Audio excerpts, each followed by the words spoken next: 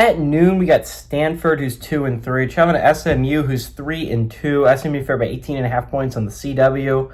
Ben Goldbranson for the Cardinals got 94 156, thrown for 1,167 yards, 5 touchdowns, 3 interceptions.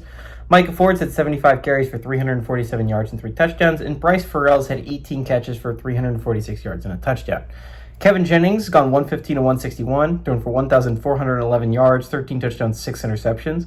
TJ Harden's had 73 carries for 376 yards and 5 touchdowns, and Romello Brunson has had 26 catches for 436 yards and 3 touchdowns. Stanford is 1-1 against SMU all time. Last game did go to SMU in 2024.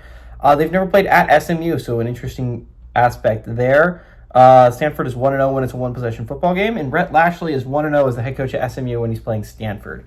Okay.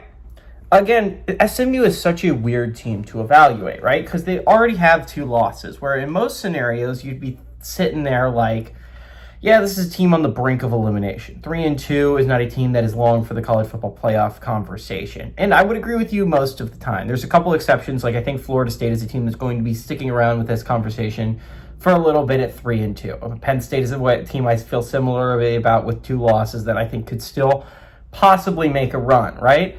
SMU is one of those weird teams. They sit at 3-2. This is a team with 2 losses, but those 2 losses came out of conference. Right now, they sit as an undefeated in-conference opponent.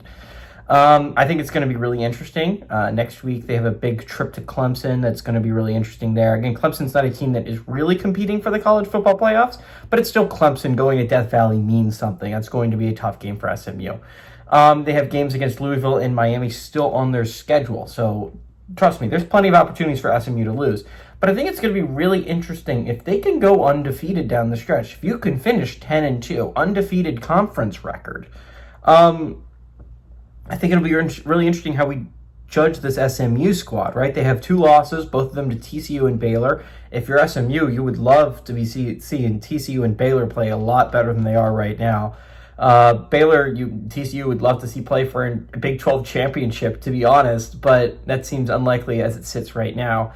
One of them might still, but they still got to play each other. So it's going to be really interesting. SMU is a really interesting team to evaluate from an at-large standpoint, but I think this is a team that with a lot of talent that I think drew some really tough opponents really early.